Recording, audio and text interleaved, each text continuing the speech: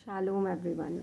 यूहन्ना 12:46 कहता है, मैं जगत में ज्योति होकर आया हूँ ताकि जो कोई मुझ पर विश्वास करे वह अंधकार में ना रहे। यहाँ पे मसीह ये कहता है कि वो जगत की ज्योति है। ज्योति का काम ये होता है कि वो जब वो अंधेरे को दूर करती है, और जब हम ज्योति में आते हैं तो हम अपनी कमियों को देख नहीं पाते हैं। हम संसारिक ज्योति में क्या देखते हैं कि जब हम अंधकार में होते हैं और अंधकार से जब ज्योति में आते हैं तो हम देख नहीं पाते हैं, अरे अच्छा हमारे कपड़े सही नहीं हैं, अच्छा अरे हमने ऐसा मेकअप किया हुआ है, अरे अच्छा हमारी ये चीज़ ठीक नहीं है, तो हम उसको ठीक करते हैं।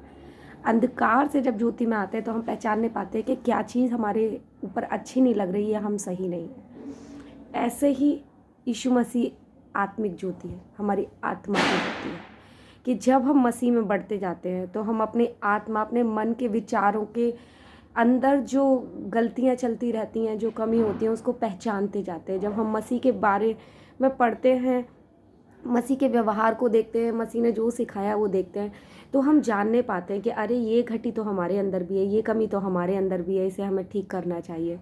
ऐसे ही जैसे हम उदाहरणों से समझने की कोशिश करते हैं कि जब भी शास्त्री फरीसी आया करते थे या सदूकी फरीसी आया करते थे तो वो हमेशा यीशु मसीह पे ब्लेम लगाया करते थे। व्यवस्था के अनुसार अगर देखा जाए तो शास्त्री और फरीसी बहुत ज़्यादा ज्ञानवान हुआ करते थे, उनके धार्मिकता के काम बहुत ज़्यादा हुआ करते थे, प्रार्थना उपवास दान में उनका जीवन बहुत ऊंचाई पर हुआ करता था। और इन सब कामों के करने के बाद भी वो जस्ट लाइक एक शरीर को सुधारने और दूसरों को दिखाने के काम कर रहे थे, बट उनके आत्मा में हमेशा कपट भरा हुआ करता था, अभिमान भरा हुआ करता था, लालच भरा हुआ करता था, निंदा भरी होती थी। क्योंकि जब भी यीशु मसीह कुछ समझाता था, चंगाइयाँ देता था, तो वो उसको परखने के लिए और वाद विवाद करने के लिए उसके पास आ जाया करते थे। और अंत में होता क्या था, क्योंकि मसीह उनको एकदम सही जवाब देता था और उस सही जवाब के मिलने के कारण वो शर्मिंदा हो जाया करते थे।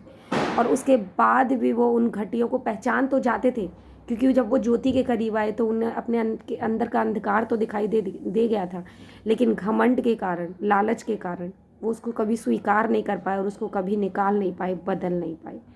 प्रभु कहता है कि मैं जगत की ज्योति हूँ, और वो इसलिए आया कि हम अंधकार से दूर हों। यानी कि जब हम मसीह के पास आते जाएं, उसमें बढ़ते जाएं, तो हम अपने अंदर के अंधकार को, उन सारी बुरी बातों को, घमंड को, लालच को, कुविचारों को, निंदा को दूर करते जाएं। और जब हम उठा के उन चीज़ों को अपने अंदर से फेंकते जाएंगे तो हम मसीह की तरह बनते जाएंगे। और मसीह कहता है कि तुम जो मुझ में रहते हो, तुम जगत की ज्योति हो। जैसे मसीह जगत की ज्योति था, हम उसके रूप में बदल के उसी की तरह ज्योति बनते चले जाते हैं।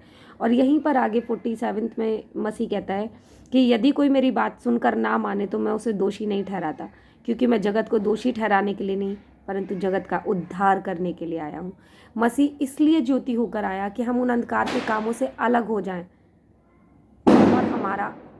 और हमारा उद्धार होने पाए। इसीलिए हमें चाहिए कि जैसे मसीह में हम बढ़ते जाते हैं और हमारे अंधकार के काम हमें दिखते जाते हैं, तो हम उनसे दूर होते जाएं और हम मसीह की तरफ बनते जाएं। तभी हम भी जगत की ज्योति बनने पाएंगे। वचन के पढ़े और सुने जाने पर प्रभु आप सबको बहुत आशीष दे। शालोम। जय मसीह की।